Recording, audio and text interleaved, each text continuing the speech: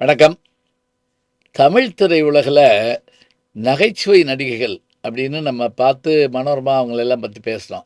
இதில் குறிப்பாக கதாநாயகியா இன்னும் கொஞ்சம் முன்னாடி சொல்கிறதா இருந்தால், குழந்தை நட்சத்திரமாக அறிமுகமாகி கதாநாயகியாக மிளிர்ந்து அதில் பயங்கரமாக வெற்றி பெற்று பிறகு நகைச்சுவை நடிகையாகி இன்றைக்கு வரைக்கும் நம்மோட நடிச்சிட்டு இருக்கக்கூடிய வாழ்ந்து கொண்டிருக்கக்கூடிய ஒரு நடிகை யார் தெரியுங்களா? அவங்க தாங்க குமாரி சச்சு.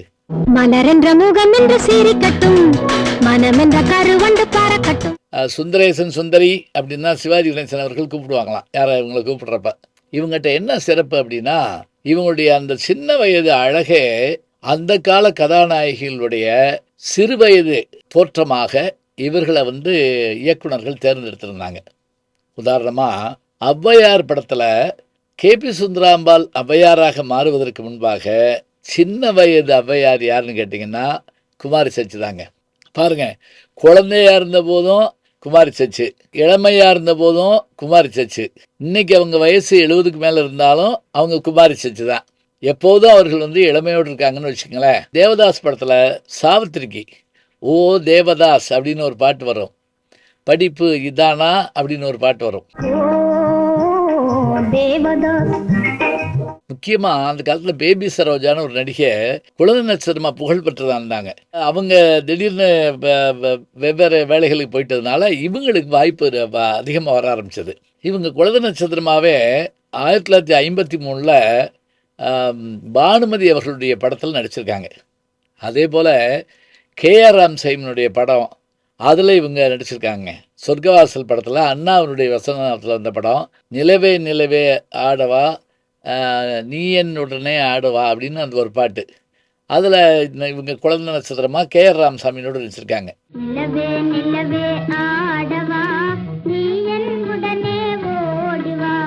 அதே போல் சாவித்திரிக்கு மாயா பஜார் படத்தில் இவங்க தான் சின்ன வயசு வச்சலாக நடிச்சிருப்பாங்க.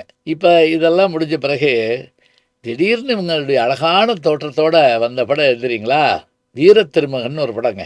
ஏவிஎம் தயாரித்து ஏசி திருலோகச்சந்தர் டைரக்ட் பண்ணி சிஎல் ஆனந்தன் மிகச்சிறந்த வாழ்வீச்சு வீரர், விஜயபுரி வீரனுங்கிற அவருடைய படம் பார்த்துட்டு எம்ஜிஆர் மாதிரியே கத்தி சுற்றுறாருங்க அப்படிங்கிற அளவுக்கு வந்தவருங்க.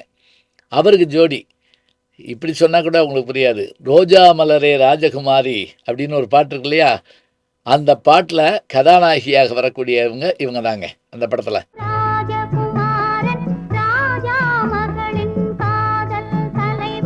அதில் ஈவி சரோஜாவும் இருப்பாங்க, இருந்தாலும் இவங்க தான் அதில் கதாநாயகி. அதே போல் அன்னைன்னு ஒரு படம் வந்தது, பானுமதி நடித்த படம். அதில் தெலுங்கு நடிகர் ஒருத்தர் அதில் மகனாக நடிச்சிருப்பார். அவருக்கு ஜோடியாக இவங்க தான் நடிச்சிருப்பாங்க.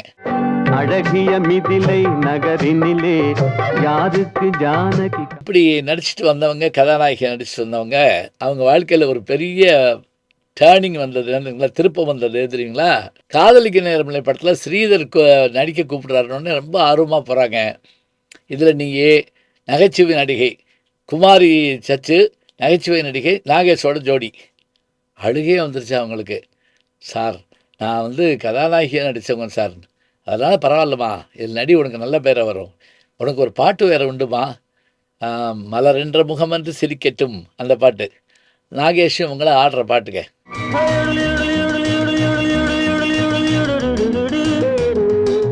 அதுவும் உள்ள நாகேஷ் அவங்கள கூப்பிட்டு வருவார், அந்த இதோட ரிக்கார்டோட, ரவிச்சந்திரன் இதெல்லாம் வேணாம் அப்படிம்பார். அதுக்குள்ளே நாகேஷ் சொல்லுவார், இல்லை இல்லை பெரியவர் இதெல்லாம் ரசிப்பார் அப்படின்னு சொல்லி முத்துராமனை சொல்லிட்டேன் உள்ளே வர சொல்லி அந்த பாட்டை போடுவாங்க. அந்த படத்தோட பெரிய ஹிட்டுக்கு நாகேஷ் சச்சுனுடைய காமெடி ஒரு காரணங்க.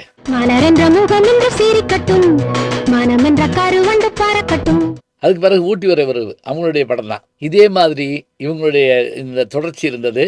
ஷோவுக்கு ஜோடியாக வந்தாங்க, அதே போல் சுல்ராஜனுக்கு ஜோடியாக வந்தாங்க. பின்னாடி பல நடிகர்களுக்கு ஜோடியாக இருந்தாலும் கூட இந்த படங்கள் இவங்களுக்கு பெரிய ஒரு மாற்றத்தை கொடுத்தது. எப்படி மனோரமா கதாநாயகியாக இருந்து காமெடி நடிகையாக 1000 படம் நடித்தாங்களோ, அதுபோல் குமாரி சச்சு கதாநாயகியாக காமெடி நடிகையாக வந்த பிறகு உண்மையிலேயே அப்போ தொடங்கி எம்ஜிஆர், சிவாஜி, ஜெயசங்கர், ரவிச்சந்திரன், முத்துராமன், எல்லாரோடையுங்க, ஜெயம் ரவி. அம்மாடி, இந்த ஆண்டி தான் இப்ப நீ குரங்குன்னு சொல்லிக்கிட்டு இருந்தியே அவன் அம்மா. நையாண்டின்னு ஒரு படம் நான் நடிச்சிருக்கேன் அவங்களோட. யாரோட தெரியுங்களா? தனுஷ் கதாநாயகன், நஸ்ரியா கதாநாயகி, அவங்க பாட்டியா இவங்க வருவாங்க. நான் அந்த படத்தில் நடிச்சிருப்பேன். ஏண்டா முனியாண்டி மாமன் தானே நீ, குடிகார பயலே. இப்போ இப்படியான இன்னைக்கு வரைக்கும் அவங்க, அதாவது குழந்தை நட்சத்திரமா, குமாரியா, கதாநாயகியா, காமெடி நடிகையா, இதுக்கு மேலே அம்மாவா, பாட்டியா, மேடை நாடகங்கள் போக சின்னத்திரையிலையும் வந்தாங்க. வாஷிங்டன் திருமணம் அமெரிக்காவில் போய் எடுக்கப்பட்டது. இது எல்லாமே இவங்களுடைய தொடர்ச்சியான விஷயங்கள்ங்க. இதுக்கு மேலே இவங்க கலைமாமணி விருது பெற்றாங்க. இயலிசை நாடகத்தினுடைய செயலாளராக இருந்தாங்க. ஏன்னா அவங்க ஜெயலலிதா மேடம் அவங்களுக்கு நல்ல தோழியாக இருந்தாங்க. மோட்டார் சுந்தரம் பிள்ளையில் நடிச்சிருப்பாங்க, 1000 பொய் படத்தில் நடிச்சிருப்பாங்க, முக்தா பிலிம்ஸ் படத்தில் பூரா இவங்க நடிச்சிருப்பாங்க. அதனால் அதே போல் மாட்டுக்கார வேலன் படத்தில் இவங்க சிஐடி இன்ஸ்பெக்டராக வந்திருப்பாங்க. மாறுவேஸில் வந்து ஒரு கலக்குவாங்க. நிறைய சொல்லிக்கிட்டே போகலாம். சரி, இவ்வளவு இருக்குல்ல. இப்போ நீங்கள் இவங்கள பற்றி சொல்கிறீங்களே, இவங்களை நீங்கள் பார்த்துருக்கீங்களா? நான் ஒரு படத்தில் நடிச்சிருக்கேன், அது வேறு விஷயங்க. பார்த்துருக்கீங்களான்னா, பார்த்துருக்கிறது மட்டும் இல்லைங்க, அவங்களோட அவங்கள மதுரை கூப்பிட்டு வந்து அவங்கள எங்கள் மேடையில் பேச வச்சுருக்கோம்.